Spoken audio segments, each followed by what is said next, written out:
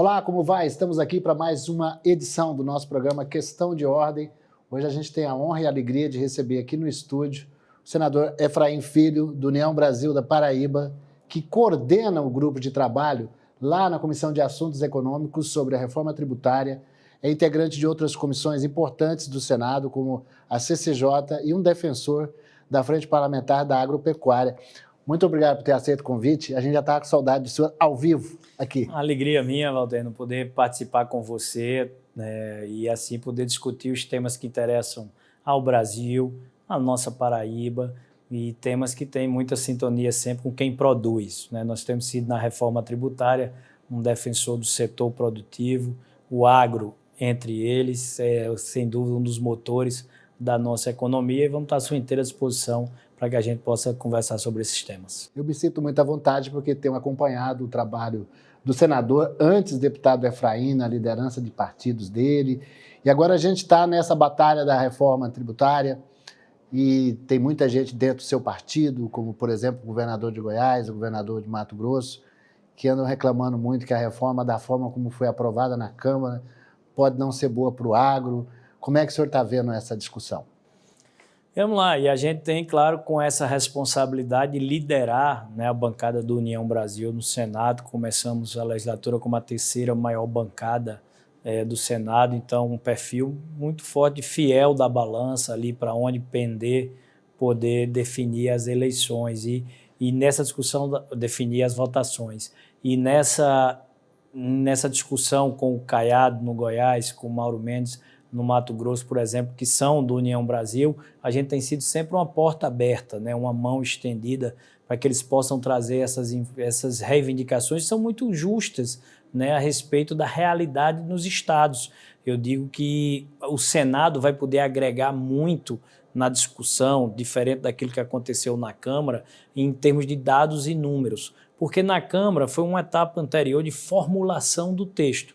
Foi votado o texto, veio ao Senado. Agora sim nós podemos buscar dados, números, simulações, entender o impacto real na vida das pessoas, na vida das empresas, dos empreendedores e também na vida dos entes federativos. Eu costumo dizer, para resumir, né, que toda a discussão da reforma tributária ela está num eixo, né, entre os setores produtivos, então indústria, agro, setor de comércio, setor de serviços, e um eixo de entes federativos, União, estados e municípios. Então, entender o impacto em quem produz e nos entes federativos, começando pelos estados, é importante. A gente espera, né, que a gente consiga chegar a um bom começo. Eu quero posicionar o seguinte: nós temos uma discussão de forma e de conteúdo.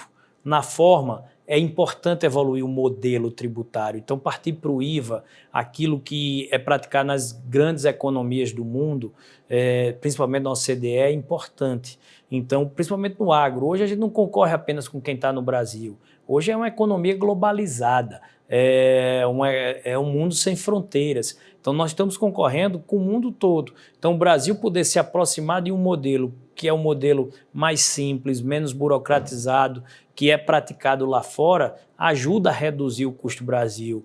Qual é o grande desafio? É que essa mudança de modelo, que é se aproximar do IVA, não traga embutido, tal qual um cavalo de Troia, um aumento de carga tributária. Então é cuidar da alíquota. Nossa preocupação é a alíquota. Agora o modelo, eu acredito que é bem-vindo, e o próprio agro, né, conseguiu boas conquistas na primeira parte do texto da Câmara dos Deputados. Parece que esse é um tema que muita gente concorda mesmo, a simplificação de impostos. Agora, a alíquota que o senhor falou, esse tema preocupa, porque a gente tem ouvido falar de várias alíquotas, né, de 25, 30, 35, até onde é tolerável?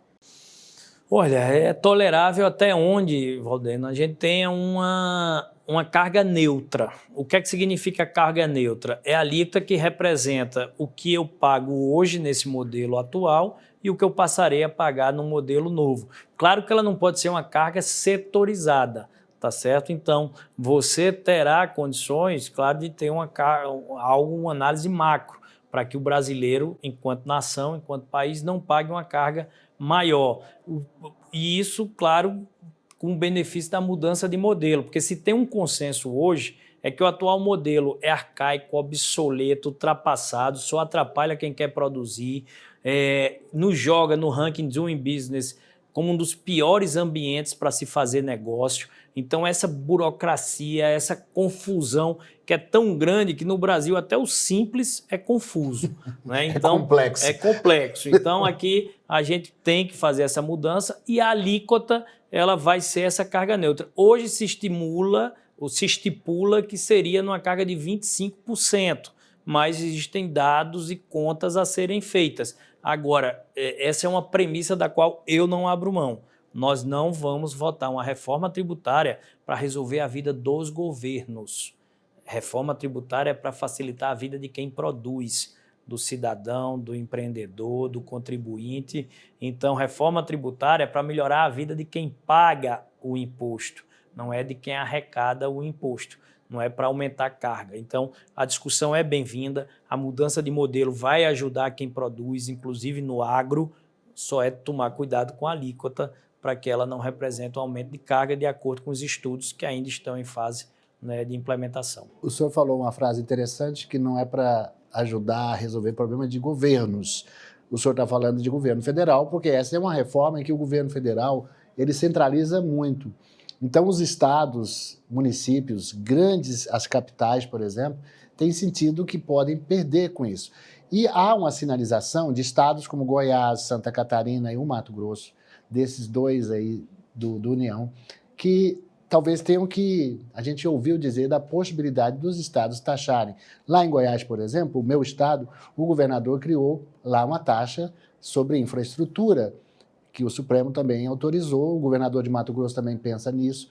Então, o que não se pode, talvez, é permitir que a gente tenha carga tributária elevada por decisão também de governadores, né? Exato, a gente mexe um pouco, o IVA, ele mexe um pouco, sim, com o tema da autonomia federativa, porque é exatamente essa autonomia que nos levou hoje a ter esse manicômio tributário. Né? Cada município tem a sua própria regra para o ISS. Cada um dos 27 estados tem, né, um calhamaço de milhares de regras para cuidar do ICMS. E ainda tem as regras do governo federal. Qual é a grande vantagem da mudança de modelo? Nós trocamos todo esse nó tributário por uma única regra, né, que é a do IVA, ou seja, é um imposto que vai valer para o Brasil todo com a mesma regra, tanto, né, para a União Federal, que ficará com o CBS, quanto para estados e municípios, que ficará com o IBS, ou seja, é dual. Você vai ter uma parte do imposto que você vai pagar que será dividido e direcionado para a União Federal. A outra parte do imposto ela será para atender a estados e municípios. E a ideia é, como eu falei, de carga neutra, é que essa substituição, né, por esse imposto ela consiga suprir aquilo que hoje você tem que pagar 5 ISS, ICMS, PIS, COFINS e IPI. Então, são 5 impostos que seriam substituídos pelo IVA, né, no caso, um IVA dual, para atender a União Federal e outro para atender estados e municípios. Senador, a gente apresentou o senhor como coordenador desse grupo na Comissão de Assuntos Econômicos. O senhor tem aí um relatório, não um relatório, vamos dizer assim, um caminho que vai seguir nessa coordenação dos trabalhos? O governador Mendes, por exemplo, reclamou que vai ter uma reunião com os 27 governadores. Aí ele falou, Valterno, a gente vai falar 3 minutos e acabou. Então eu vou sugerir que haja reuniões setoriais. Como é que é o trabalho do senhor como coordenador do grupo? Nós vamos ouvir aqueles governadores que têm interesse. O próprio Ronaldo Caiado já manifestou interesse, vai estar no grupo de trabalho da CAI. Vamos chamar o Mauro Mendes, Tarcísio, lá de São Paulo, para que possa entender essa realidade. Há uma atenção especial para os estados com perfil exportador, né? Ou seja, porque o IVA, inclusive, ele é feito para desonerar as exportações. Quem mais vai se beneficiar com a mudança de modelo, em tese, é quem é exportador. Então, o agro tem, né, um perfil muito exportador. Então, você vai conseguir simplificar e desonerar essa cadeia. Aí, alguns governadores e alguns estados estão preocupados, claro, com o repasse, né, da parte tributária, dos impostos arrecadados, já que essa cadeia de quem produz, de quem exporta, vai ser desonerada.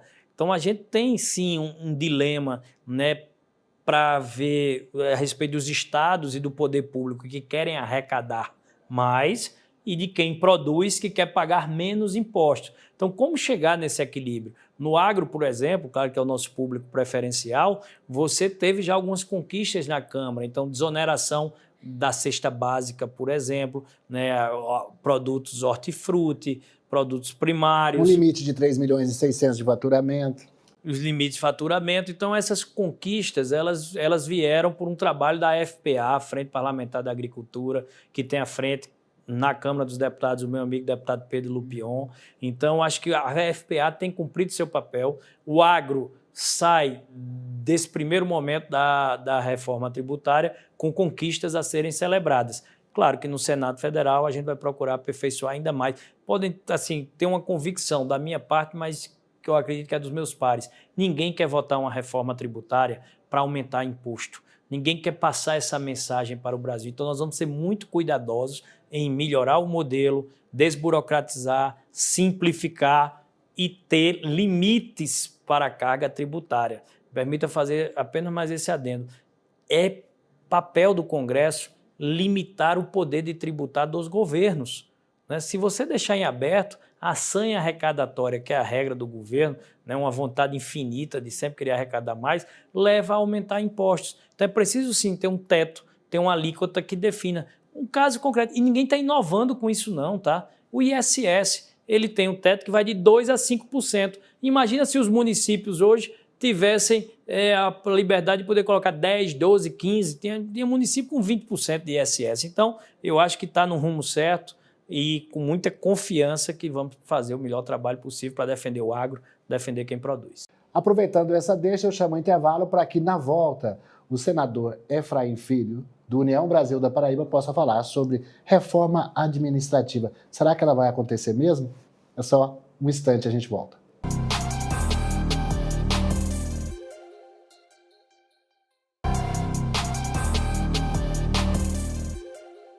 Muito bem, estamos de volta aqui no Questão de Ordem, hoje conversando com o senador Efraim Filho, do União Brasil da Paraíba. No intervalo, o senhor falou que o dinheiro não dá em árvore, que o governo tem tendência a gastar. E aí eu entendi que o senhor estava falando que é necessário, sim, uma reforma administrativa? Olha, ela é bem-vinda, tá certo? A gente precisa repensar esse modelo do tamanho do Estado brasileiro, né, e nem sempre com a proporção de melhora da qualidade do serviço público. Hoje você tem todo um aparato de TI, né, de tecnologia da informação, que pode ajudar o Estado a reduzir custos. Recentemente, a gente, por exemplo, até na questão tributária mesmo, né, você tem meios mais modernos hoje de tributar, de fiscalizar, sem ter que ter um aparato, né, estatal tão largo, tão grande. Então, buscar formas de reduzir despesa, e a reforma administrativa é uma delas, né, seria bem-vindo para que, de repente, até você não tivesse que ter uma pegada tão forte na linha da receita, né, na alíquota do tributo, porque se você conseguir ganhar algo em termos de redução de despesa, isso ajuda a equilibrar essa balança. Mas parece que não vai ser para esse ano. Não é muito o perfil, né, do governo, ele não encaminhou nessa questão. Agora, não vamos tirar da memória algo que a gente já conseguiu fazer há pouco tempo. Então, assim, eu não sou descrente, né? Não quero ser profeta do caos, dizer que a gente não pode esperar que isso possa acontecer, porque recentemente fizemos reforma trabalhista, que era árida, era um grande desafio. Previdenciária. Fizemos a reforma previdenciária, que também era um tema muito árido com a sociedade, e o Congresso conseguiu fazer. Então, acho que pensar em fazer a tributária e a administrativa também não está longe de uma meta a ser buscada. Voltando ao nosso tema do agro no Senado, a gente tem ouvido aqui muitas reclamações de que a Câmara fez seu papel e tem muito projeto, de fato, tem alguns projetos importantes, são caros para o agronegócio. O licenciamento ambiental, e aí eu vou tocar na questão do PAC. De que adianta um anúncio de 1 trilhão e 700 bilhões de reais e nós estarmos assim, amarrados com licenciamento ambiental com obras como, por exemplo, a Ferrogrão, que a gente fala todo dia aqui, que está parado lá por causa de 0,00 do Jamanchim. A gente tem estradas, a gente está com um problema de gargalo no abastecimento, colhendo uma super safra atrás de super safra. Como é que o senhor vê essas questões? Vou começar pelo licenciamento ambiental e a relação com o PAC. O Brasil é muito rico, né, Valtênio? Porque com tanto problema, com tanta burocracia, a gente costuma dizer o Brasil é campeão da porteira para dentro. Ou seja, o produtor está de parabéns, cada vez quebrando recordes. Agora, da porteira para fora, ainda são problemas que persistem. O licenciamento ambiental é um desses, às vezes uma visão arcaica, retrógrada, sobre um tema que hoje é possível alinhar o Brasil que preserva com o Brasil que produz. É a linha do desenvolvimento sustentável. Né? Quem quer mais cuidar do meio ambiente é quem produz, porque precisa que ele se revitalize sempre. Então, eu acho que ter regras é importante, mas essas regras não podem ser impeditivas. Infelizmente, é um pouco da realidade que a gente está vivenciado. Não tanto pelo Código, porque o Código Florestal já foi uma conquista, né, de quem produz. A gente teve um Código Florestal alinhado com o setor produtivo. O maior problema hoje é a implementação. Que para implementar ele, a dificuldade do prazo, do tempo, tá certo? Assim, é inibidora de quem quer investir. A gente já perdeu muito investimento no Brasil pelo tempo de licenciamento ambiental, então empresas desistem, né, de começar a produzir no Brasil. Então, eu acho que esse tema está no Senado, a senadora Tereza Cristina tem um estudo encaminhado, um parecer que está com ela na relatoria, e eu espero que logo, logo a gente consiga destravar esse nó. O senhor tem sido importante no sentido da compreensão de que o produtor rural, principalmente aqueles que foram levados como colonos lá para a Amazônia, que às vezes são colocados não porque querem, numa situação de irregularidade, a questão do CAR, por exemplo, da regularização fundiária. Então, não tem tempo para se fazer isso, às vezes, do dia para a noite. O senhor também foi relator de uma compreensão lá, não sei se de uma medida provisória ou de um projeto que acabou dando prazo para que o produtor pudesse prorrogar a adesão dele ao programa de regularização ambiental. Porque você ir lá e começar a tirar boiada, a tirar o produtor que foi levado para lá, às vezes, pelo próprio governo, é muito ruim. Exato, porque o PRA, que é o Programa de Regularização Ambiental, ele só pode iniciar depois de você ter o seu CAR, que é o Cadastro Ambiental Rural, reconhecido e validado pelo poder público. E onde é que está a demora? É no produtor? Não, o produtor apresentou seu CAR. O Estado, o poder público, é que não teve a condição, né, de analisar, de validar. Então, não dá para você ter prejuízo, penalidade, sanção, por exemplo, na obtenção de crédito e de financiamentos para o produtor, porque ele não tem o PRA dele analisado. Se a culpa, a omissão, a inércia, a leniência é do poder público. Então, a nossa medida foi nesse sentido, e muito bem lembrado por você, tá certo? Para que, enquanto a demora for do Estado, poder público, não pode o produtor ser penalizado, e essa hoje é a regra que está valendo. E é isso que também funciona para poder ter aí premiação no Ministério da Agricultura, ter financiamento mais fácil, tudo bem, a regra está certa, mas tem que dar, como o senhor falou, ao produtor, a chance de regularizar. Quem faz isso são as secretarias de meio ambiente dos estados. O que seria a solução? Mutirão? Fazer o quê? Aí seria realmente produzir. No seu estado, por exemplo, como é que está o CAR?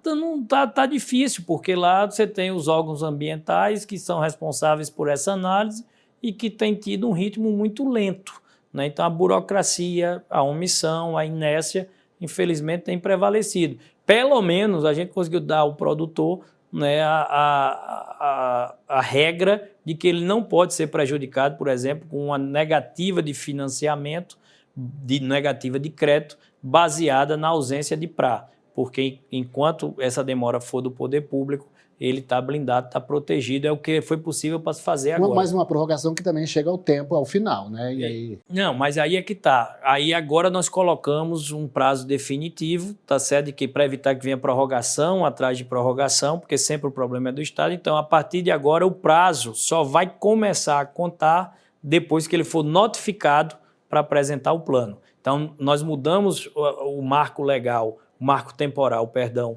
do tempo do cadastro ambiental para a partir do momento da notificação. Não é mais a contar da apresentação do CAR, mas da notificação, depois de analisar do CAR, dele apresentar o plano de regularização. O senhor citou a ex-ministra Tereza Cristina, sua colega no Senado, que está preocupada com a interferência. Ela chamou de ativismo eu acho que a palavra não vai me fugir aqui, mas ecológico, algo assim, e numa crítica à ministra Marina, porque o CONAMA tem estabelecido algumas normas, ou feito algumas, passando por cima dos estados, ela citou o caso do Pantanal, por exemplo.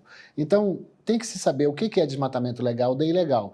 Você pode fazer o desmatamento legal, mas as regras do CONAMA de hoje, dos últimos tempos, está impedindo você de, mesmo tendo o direito, a autorização do Código Florestal, não poder fazer. Como é que o senhor vê essas questões aí de governo federal, governos estaduais na questão do meio ambiente? E ao contrário, tem estados que também estão legislando em cima, criando regras próprias. O Ceará, por exemplo, proibiu a pulverização aérea e o Supremo disse, tudo ok. Tem Mata Atlântica, é muita coisa. É muita coisa. Então, o ativismo, que infelizmente faz com que órgãos ambientais, dominados por quem tem uma visão, né, muito limitada sobre o tema, acabe decidindo regras, retirando prerrogativas que são do Congresso Nacional, de quem tem essa obrigação e essa competência para legislar. Então, a ministra Tereza tem total razão. Felizmente, a gente está vendo, em muitos casos, né, essa usurpação de competências para dificultar a vida de quem produz. A gente viu no tema, além da pulverização, você vê o tema, por exemplo, da vaquejada, né, que é um tema dos esportes equestres, que valoriza a cultura do Nordeste, entre outros, e que, apesar de ter uma PEC permitindo, vários estados ainda enfrentam problemas com a atuação do Ministério Público ou de órgãos de controle ambientais para criar dificuldades com esse tema. Então, há sim uma tensão institucional no Brasil e que precisa ser resolvida essa questão de competências. Não pode, né, o órgão que fiscaliza ser o órgão que faz a lei. Né? Se os órgãos ambientais já fiscalizam, como é que eles mesmos vão estar, além de estar fiscalizando, legislando para criar as suas próprias regras? Isso aqui não pode.